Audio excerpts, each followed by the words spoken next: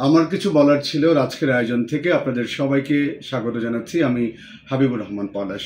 দর্শক, আপনারা জানেন যে গতকালকে তারুণ্যের সমাবেশ থেকে বিএনপির ভারপ্রাপ্ত চেয়ারম্যান জনাব তারেক রহমান আগামী ডিসেম্বরের মধ্যে জাতীয় নির্বাচন চেয়েছেন এবং তার এই বক্তব্যটি ঘিরে রাজনৈতিক অঙ্গনে বেশ আলোচনার জন্ম দিয়েছে যে বিএনপি তাহলে ডিসেম্বরের মধ্যে নির্বাচন আদায়ে সরকারকে একটি চাপ প্রয়োগ করবে। গতকালকে পল্টনে বিএনপি যে তারুণ্যের সমাবেশটি করেছে সেখান থেকে তারা বর্তমান অন্তর্বর্তীকালীন সরকারের নানা সমালোচনা করেছেন। কেউ কেউ এও বলেছেন যে আওয়ামী লীগের চেয়ে বেশি ক্ষতিকর হচ্ছে ইউনূসের নেতৃত্বাধীন অন্তর্বর্তী সরকার। আমরা দেখেছি তার কয়েকদিন আগে ডক্টর ইউনূস তিনি পদত্যাগ করবেন এমন একটি ইঙ্গিত দিয়েছেন। তারপরেই বিএনপি, জামায়াত ইসলামী, এনসিপি সহ ধারাবাহিকভাবে রাজনৈতিক দলগুলোর সঙ্গে ডক্টর ইউনূস কথা বলেছেন এবং সেই কথা বলার মধ্য দিয়ে তারা আশ্বস্ত করেছেন যে না, ইউনূস পদত্যাগ করবেন না এবং রাজনৈতিক দলগুলো বলেছেন যে ডক্টর ইউনূসকে আগামী জাতীয় নির্বাচনটি করে তারপরে ক্ষমতা ছাড়তে হবে।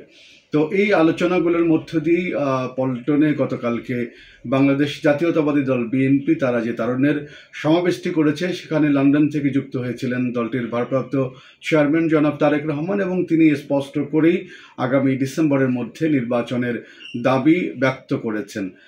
এর প্রেক্ষিতে আমরা দেখেছি গতকালকেই আমাদের বর্তমান প্রধান উপদেষ্টা তিনি জাপান সফরে রয়েছেন। সেখানে তিনি বলেছেন যে আগামী জুনের মধ্যেই নির্বাচন। তাহলে এখন আমরা যদি ধরি বাংলাদেশের বড় রাজনৈতিক দল এই মুহূর্তে তাদের দাবি হচ্ছে ডিসেম্বরের মধ্যে নির্বাচন, আর বর্তমান সরকারের প্রধান উপদেষ্টা তিনি বলছেন জুনের মধ্যে নির্বাচন। তার মানে 6 মাসের একটি গ্যাপ আমাদের বর্তমান সরকার এবং প্রধান রাজনৈতিক স্টেক হোল্ডার বিএনপির মধ্যে। তাহলে আসলে এই 6টি মাস আমরা কি দেখতে পারি রাজনৈতিক অঙ্গনে?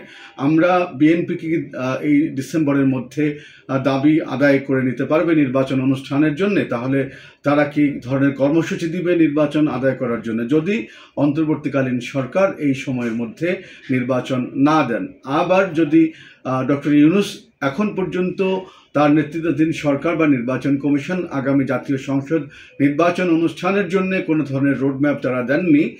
আমরা অতীতে দেখেছি যে অন্তর্বর্তীকালীন সরকার বা তত্ত্বাবধায়ক সরকার তারা 3 মাসের মধ্যে নির্বাচনটি করতে পেরেছেন, অতীতের যে রেকর্ডগুলো ছিল। কিন্তু এই অন্তর্বর্তীকালীন সরকার একটি ভিন্ন প্রেক্ষাপটে বাংলাদেশের রাষ্ট্র ক্ষমতা অধীন হয়েছিলেন। তারা একটি ছাত্র জনতার বিপ্লবের মধ্য দিয়ে একটি সরকারকে বিদায় করে দিয়ে তারা ক্ষমতায় এসেছেন এবং তাদের মাঝে সুনির্দিষ্ট কোনো পরিকল্পনা ছিল না। হঠাৎ করেই তাদের ক্ষমতায় বসতে হয়েছে। বসার পরে একটি অগোছালো প্রশাসনিক ব্যবস্থা তারা পেয়েছেন। বিশেষ করে পুলিশ বাহিনীকে তারা খুবই বিধ্বস্ত অবস্থায় পেয়েছিলেন। তারা ক্ষমতা গ্রহণের পরে তারাও নির্বাচনের কথা বলেছেন, সুনির্দিষ্ট রোডম্যাপ যেহেতু দেননি।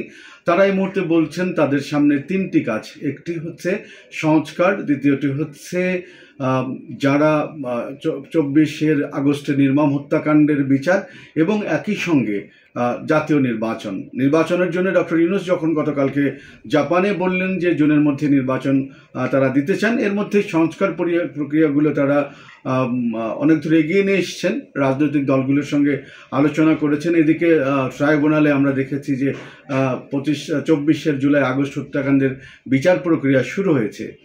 একটা উইন সিচুয়েশনের মধ্যে দিয়ে আছে। কিন্তু আমি যেটা বললাম যে 6 মাসের একটি গ্যাপ রাজনৈতিক দলগুলোর মধ্যে এবং বর্তমান সরকারের মধ্যে। বর্তমান সরকারের প্রধান উপদেষ্টা তিনি যেটি বলেছেন যে একটি মাত্র দল তারা নির্বাচন চান, অন্য দল নির্বাচন চান না। তো সব মিলিয়ে যেটি বলা যায়, প্রধান উপদেষ্টা যেই বক্তব্যটি গতকালকে দিয়েছেন, আমরা যদি ধরে নেই এটি সরকারের বক্তব্য এবং সরকার যদি আগামী জুনের মধ্যে নির্বাচন দিতে চান, এই সময়টির মধ্যে যদি রাজনৈতিক কোনো অস্থিতিশীলতা তৈরি না হয়, সেটি অবশ্যই রাজনৈতিক দলগুলোর সঙ্গে তারা আলোচনা করবেন, বসবেন এবং একটি অবাধ, সুষ্ঠু, নিরপেক্ষ নির্বাচনের জন্য যদি আপনাদের প্রস্তুতির কোনো ঘাটতি থাকে অথবা আপনারা যদি এই সময়ের মধ্যে নির্বাচন করার জন্য বড় ধরনের কোনো জটিলতা থাকে সেটি উপস্থাপন করবেন। এদিকে রাজনৈতিক দলগুলো তাদের দাবি দাওয়া নিয়ে, তাদের প্রত্যাশা নিয়ে তারা যদি সরকারকে বোঝাতে পারেন যে না, জুনের আগে নির্বাচন করা সম্ভব, তাহলে সেটি তারা করবেন। মোদ্দা কথা হচ্ছে যে আমরা সরকার এবং প্রধান রাজনৈতিক দল বিএনপির মধ্যে 6 মাসের একটা গ্যাপ দেখছি। এই 6 মাসের গ্যাপটি যাতে রাষ্ট্রের উপরে কোনো ধরনের অভিঘাত না আসে, দুই পক্ষের মধ্যে যাতে কোনো ধরনের বিরোধপূর্ণ সম্পর্ক তৈরি না হয়, কারণ এই সম্পর্কটা যদি হয় তাহলে আবার স্বৈরাচার মাথা দিয়ে উঠতে পারে, দেশে আবারও একটি অস্থিরতা তৈরি করতে পারে।